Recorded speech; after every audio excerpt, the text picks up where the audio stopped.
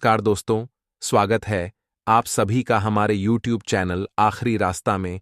Mean राशि वालों, ये देवी आपकी जिंदगी की रक्षा कर रही है और हर समय आपको दुर्घटना से बचाती आई है, आपके जीवन में सुख की वर्षा करती आई है, सौभाग्य को बढ़ती आई है।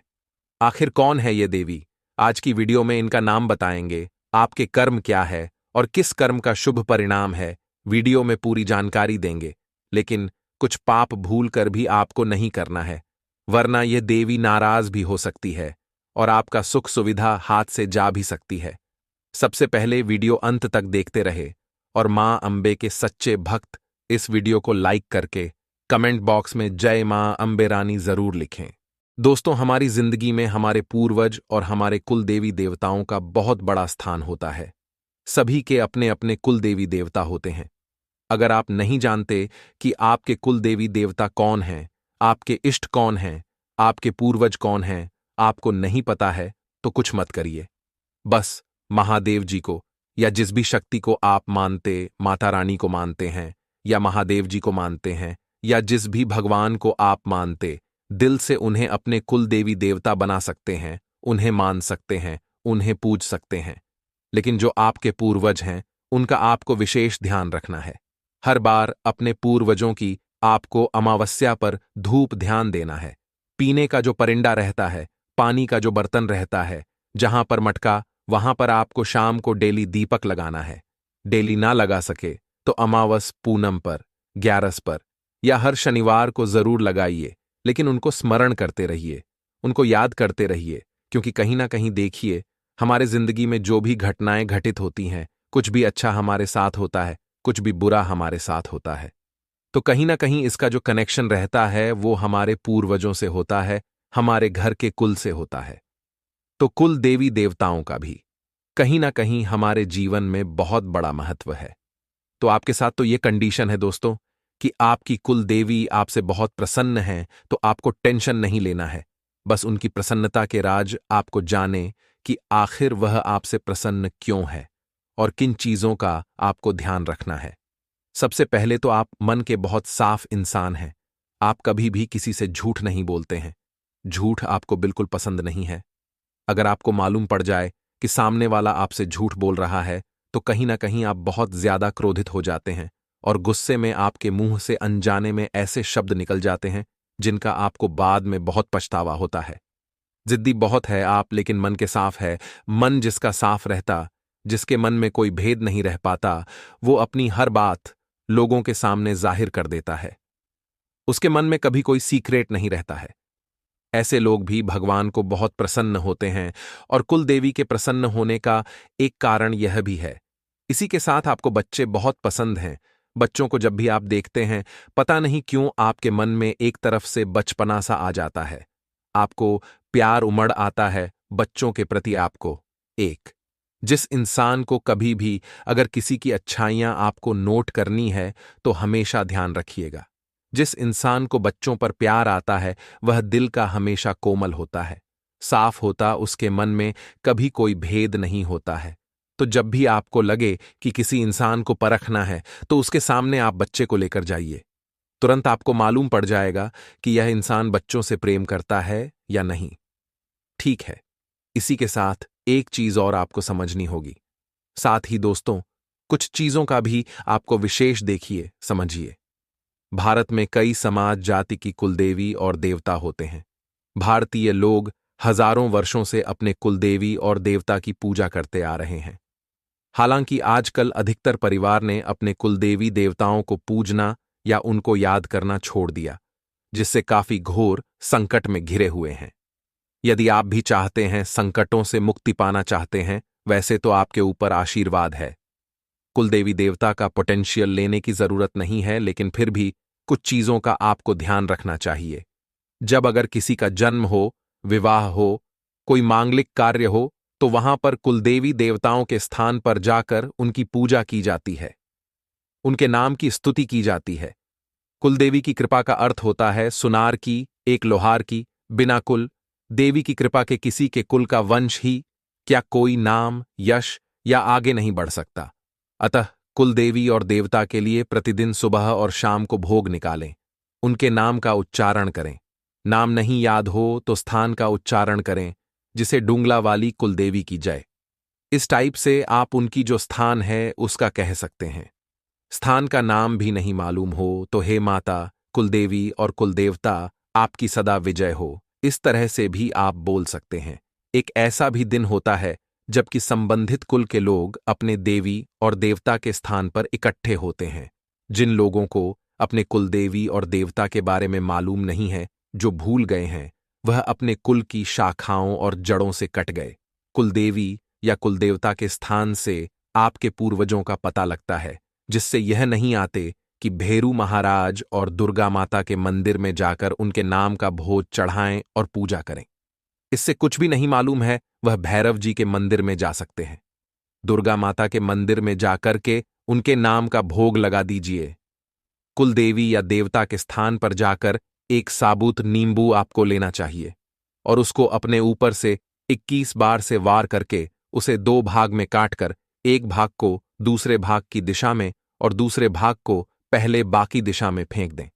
इसके बाद कुलदेवी या देवता से क्षमा मांगकर अच्छे से पूजा पाठ करवाएं और सभी को दान दक्षिणा दें। कुलदेवी की पूजा करते समय शुद्ध देसी गाय का घी, धूप, अगरबत्ती, चंदन और कपूर जलाना चाहिए। साथ ही प्रसाद स्वरूप भोग भी लगाना चाहिए। कुलदेवता को चंदन और चावल का टीका अर्पण करते समय ध्यान रखें कि टूटे हुए अखंडित चावल ना हो। कुलदेवता को हल्दी में लिपटे पीले चावल पानी में भिगोकर अर्पण करना बद्धा शुभ माना जाता है। पूजा के समय पान के पत्ते का बहुत महत्व है, जिसके साथ सुपारी, लौंग, इलायची, गुलकंद अर्पण करें। कुलदेवी या देवता को पुष्प चढ़ाते समय आपको इन्हें पानी में अच्छी तरह से पहले धो लेना चाहिए। सभी देवी देवताओं की पूजा जिस तरह सुबह शाम की जाती है, उसी तरह कुल देवी देवताओं की पूजा भी दीपक जलाकर आपको करनी चाहिए। तो ये कुछ चीजें हैं जिनका आपको विशेष ध्यान रखना है। हमारे घर के जो कुल देवी देवता रहते हैं वो बहुत ही महत्व रखते हैं। हमारी जिंदगी में उनका आशीर्वाद हमारे लिए बहुत ही महत्व रखता है। तो दोस्तों, जब भी आप अपनी जिंदगी में कोई अच्छा कार्य करें, कोई अच्छी प्रगति करे, कोई अच्छी अपॉर्चुनिटी आपको मिले, कोई अच्छा बड़ा अवसर आपको प्राप्त हो, तो कहीं ना कहीं आपके कुल देवी देवताओं का आपके ऊपर आशीर्वाद रहता है और इस आशीर्वाद की वजह से ही आपकी जिंदगी की गाड़ी चलती है। तो जब भी आपको लगे कि इन्हें याद करना है और आपको कुछ भी पता नहीं है, तो भैरव जी के मंदिर में आप चले जाइए। रविवार जा सकते हैं आप, हर रविवार को आप जा सकते हैं। हर रविवार नहीं जा सकते तो महीने के किसी एक रविवार को या फिर पूनम के दिन भी आप जा सकते हैं। पूनम के दिन आप भेरू जी के मंदिर में जाइए, दुर्गा माता के मंदिर में जाइए और उनके नाम का कुछ भी प्रसाद या भोग चढ़ाकर आप वहां से आ सकते हैं। इसी के साथ एक चीज और समझिए दोस्तों, कि हमारे जीवन में जो उतार चढ़ाव हैं वह चलते रहते हैं। कभी भी प्रॉब्लम्स देखे, किसी की जिंदगी में खत्म नहीं होती है। सभी की जिंदगी में कुछ ना कुछ चलता ही रहता है। एक संकट आता है, दूसरा गहराता फिर चला जाता है, फिर तीसरा आता है। तो इन चीजों से घबराना नहीं है, हमें उभर के बाहर आना है। अगर आपकी जिंदगी में बहुत ज्यादा संकट है, आपको लग रहा है कि कोर्ट कचहरी का मामला दिन प्रतिदिन बढ़ाता जा रहा है, खत्म होता है, दूसरा आ रहा है, घर में गर्भ नहीं ठहरा, घर की बहू बेटियों को प्रतिदिन हर बार कुछ ना कुछ प्रॉब्लम आती रहती है, तो मिसकैरेज भी हो जाता है। इस कारणवश या फिर आपके घर में रोग से पीड़ित कोई ना कोई इंसान रहता या कोई गंभीर रोग लग जाता है। खर्चे बेवजह के होते रहते हैं, खर्चा हो रहा है, फिर दूसरा खर्चा वापस आ रहा है। घर में लक्ष्मी नहीं, डिग्री है, कोई ना कोई आए दिन परेशानी चलती रहती है। मन नहीं लग रहा, मन बेचैन है, दिमाग काम नहीं करता है, हमेशा डर बना रहता है। तो यह चीजें कहीं ना कहीं पितृदोष की ओर इशारा करती हैं। तो आपको पितृदोष का निवारण करना चाहिए, पितरों को याद करना चाहिए और जहां तक संभव हो, जितना ज्यादा आप दान पुण्य कर सकें, दान दक्षिणा दे सके, उतना ज्यादा आपको अपनी अपेक्षा अपने सामर्थ्य के अनुसार करना चाहिए। क्योंकि अगर आपको इन सब मुश्किलों से कोई निकाल सकता है तो सिर्फ पितृदोष है। तो पितृदोष के उपाय आपको करने चाहिए। प्रतिदिन आपको सूर्य नारायण भगवान को अर्घ्य देना चाहिए, सुबह जल्दी, और ओम सूर्याय नमः मंत्र का जाप करना चाहिए। इसी के साथ आपको अपने पितरों को खुश करने के लिए शनिवार के दिन सुबह पीपल के पेड़ पर जल चढ़ाना, उनकी 7 परिक्रमा करनी है। फिर शाम को शनिवार के दिन पीपल के पेड़ के वहां जहां करके अपने घर से आटे का दीपक ले जाकर सरसों के तेल से उस दीपक को जलाना है। उसके बाद एक मिठाई वहां पर रखें, यानी हर शनिवार को, और जो भी आपके मन की कामना, जो भी संकट हो, वहां पर आपको बोलना है। आपको फायदा जरूर होगा। हमारी जिंदगी में जब भी हम जीवन में आगे बढ़ाते हैं, हमारे टांग खींचने वाले लोग बहुत ज्यादा बढ़ जाते हैं, क्योंकि जो जिंदगी है ये कबड्डी की तरह है। यहां पर जैसे ही कोई सफलता की लकीर को छूना चाहता है, वैसे ही लोग उसकी टांग खींचने लगते हैं। ऐसे में बहुत ज्यादा जरूरी है कि भगवान का साथ आपके पास हो। ऐसे में बहुत ज्यादा जरूरी है कि भगवान का विश्वास आपके साथ हो, और वह इंसान जीवन में कभी हार नहीं सकता जिसके ऊपर स्वयं परमात्मा का हाथ होता है। लेकिन सवाल ये उठता है कि हम परमात्मा का आशीर्वाद कैसे प्राप्त करें, और वह है दोस्तों, निरंतर उनके नाम जाप से। आप कुछ भी हो जाए, कैसी भी परिस्थिति बन जाए, रोजाना मंदिर जाने का नियम अपनाना शुरू करिए। कई लोग हमारा कुछ बिगाड़ नहीं पाते तो तंत्र मंत्र का सहारा लेने लगते हैं। ऐसे लोग हमें गिराने के लिए किसी भी हद तक जा सकते हैं। लेकिन शास्त्रों में भी लिखा हुआ है कि जो भगवान का भक्त होता है, जिसे भगवान पर विश्वास होता है, इस प्रकार के तंत्र मंत्र उसका बाल भी बांका नहीं कर पाते। उसके ऊपर इस तंत्र मंत्र का कोई असर नहीं होता, क्योंकि ऐसे भक्तों के घर पर स्वयं देवी मां रक्षा कवच लगाती है, यानी कि यह शक्ति स्वयं आपके घर की रक्षा करती है। आपके घर में नकारात्मक ऊर्जा है, अगर होगी तो कभी भी देवी मां का प्रवेश आपके घर में नहीं हो पाएगा। और सवाल ये उठता है कि नकारात्मक ऊर्जाएं हमारे घर में आखिर होती कब है? जब दोस्तों आपके घर में सुबह शाम सही समय पर झाड़ू नहीं लगती, पोछा नहीं लगता, तो समझ सकते हैं कि गंदे वाधा कितना ज्यादा हो जाता होगा। इसके अलावा जब गंदी वाधा होता है, स्वच्छता नहीं होती, तो परिवार के सदस्यों के दिमाग अपने आप ही अस्त व्यस्त हो जाते हैं, क्योंकि उस घर में नेगेटिव एनर्जी आने लगती है। जहां पर स्वच्छता होगी वहीं पर सकारात्मकता होगी, जहां पर अस्वच्छता होगी वहां नकारात्मकता का आना तय है। तो ऐसे में जो दिमाग है सभी के अस्त व्यस्त हो जाते हैं।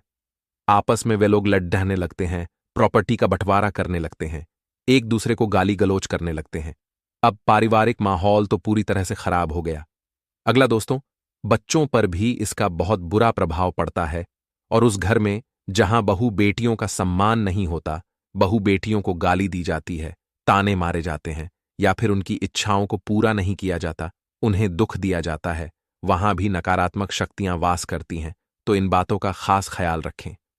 अगर आप ये गलतियां नहीं करेंगे तो आपका घर काफी पॉजिटिव रहेगा। आपके घर में जब पॉजिटिव एनर्जी रहेगी तो माता का प्रवेश स्वयं हो जाएगा, और एक बार माता रानी का आशीर्वाद आपके घर पर बरस गया तो फिर तो चिंता की कोई बात ही नहीं है। फिर स्वयं माता रानी आपके घर की रक्षा करेगी, क्योंकि सकारात्मकता एक बार घर में प्रवेश कर गई और आपने घर को स्वच्छ बनाए रखा। देखिए, जब माता का प्रवेश हो गया उसके बाद भी जिम्मेदारियां बहुत बढ़ जाती हैं। उसके बाद तो आपको समय पर पूजा पाठ करना चाहिए। जब जीवन में अच्छे नतीजे मिल रहे हो, आपको तो दिल से मां की सेवा करनी चाहिए, और साथ ही साथ दोस्तों अपने घर की बहू बेटियों को पूजा पाठ से बहुत जल्दी जोड़ धना चाहिए। वह सुबह समय पर उठें, जल्दी से भगवान की भक्ति करें, घर में पूजा पाठ करें, सही समय पर झाड़ू पोछा लगाएं और अपने माता पिता की सेवा करें। वही घर जिंदगी में उन्नति करता है, और उन्हीं घरों पर माता रानी की विशेष कृपा प्राप्त भी होती है। आगे वीडियो में है खास सावधानियां, अंत में है 2 माता रानी के जबरदस्त उपाय। थोड़ा सा समय निकालें और हमारे वीडियो को अंत तक देखते रहें। देखिए, जो आने वाला समय है, यहां पर आपको उन लोगों से सावधान रहना होगा जो मुंह मियां मिट्ठू हैं। मुंह मियां मिट्ठू का मतलब क्या होता है? कुछ ऐसे लोग दोस्तों जो आपके सामने आपकी जबरदस्त तारीफ करते हैं कि मैं तुझसे बहुत खुश हूं, तो इस मुकाम पर है ये वो, लेकिन पीठ पीछे आप ही के खिलाफ षड्यंत्र रचते हैं। ऐसे लोग कभी किसी के नहीं होते, ये स्वार्थी होते हैं, और हमेशा हम कहते हैं रिश्तों में सार्थक बनो, स्वार्थी नहीं। ऐसे स्वार्थी लोगों से आपको थोड़ा बचना है, क्योंकि ये उस विष के घड़ीडी डेसे के समान होते हैं, जिसकी जो ऊपरी सतह होती है वो दूध से भरी होती है। आने वाले अगले 15 से 20 दिनों में ये जो समय है दोस्तों काफी लाजवाब है, लेकिन किस्मत की मार जब पड्डी डी ढेती है तो इंसान को अनुभव बढ़ा मिलता है। जब आप अकेले काम करने की कोशिश करेंगे तो आपके साथ कुछ लोग जुड़ना चाहेंगे और आपको लगेगा कि चलो जोड़ ढह लेते, थोड़ी मदद हो जाएगी। लेकिन अंततः जब सफलता मिलेगी तो सारा क्रेडिट, या यूं कहे तो सारा हक, वह व्यक्ति लेकर चला जाएगा, और इस तरह से लेकर जाएगा कि आपके हिस्से में कुछ भी नहीं आएगा। तब आपको पता चलेगा मेहनत पानी में जाना किसे बोलते हैं, और आपका जो भरोसा है इंसानियत पर से, वह भी उठ सकता है। तो अकेले चलिए, लंबा चलिए, मेहनत ज्यादा करिए भले ही, लेकिन हार मत मानिए। जिंदगी में यह बहुत ज्यादा जरूरी है। साथ साथ दोस्तों, जो लोग नौकरी करते हैं वह समय का खास ख्याल रखें, क्योंकि समय बद्धा बलवान है और यह समय हाथ से चला गया तो इंसान कभी कुछ नहीं कर पाता। समय पर ऑफिस जाना और समय पर ऑफिस से आना बहुत जरूरी है। समय का मैनेजमेंट आपको जीवन में आगे बढ़ाएगा, क्योंकि देवी मां का आशीर्वाद उन्हीं लोगों को मिलेगा जो जिम्मेदार होते हैं, जो समय पर ईमानदारी से काम करते हैं। देखिए, अगर आपको नाकामयाब भी होना है तो आप उस काम को करके होइएगा जिसको आप पसंद करते हैं। आपके दिमाग में, आपके मन में संतुष्टि रहेगी कि मैंने वह किया जो मेरा दिल चाहता था। मन में कभी यह भाव नहीं रहेगा कि मुझे एक बार ट्राई करना था, मुझे एक बार उसमें प्रयास करना था, और जरूरी नहीं है आप नाकामयाब होंगे। अगर देवी मां का आशीर्वाद रहा, देवी मां की आपके ऊपर मेहरबानी रही, तो आप पास भी हो जाएंगे, आप सफल भी हो जाएंगे। चिंता मत करिए। सभी विद्यार्थियों के लिए प्रतियोगी परीक्षा में सफलता की संभावनाएं बहुत बढ़िया बन रही हैं, लेकिन आपको हर चीज को प्रैक्टिकली देखकर चलना है। आपको सट्टेबाजी नहीं करनी है, सोच समझकर हर चीज को करना है। आपके आने वाले भविष्य के लिए यह बहुत अच्छा रहेगा। दाम्पत्य जीवन में खुशियों का समावेश रहेगा।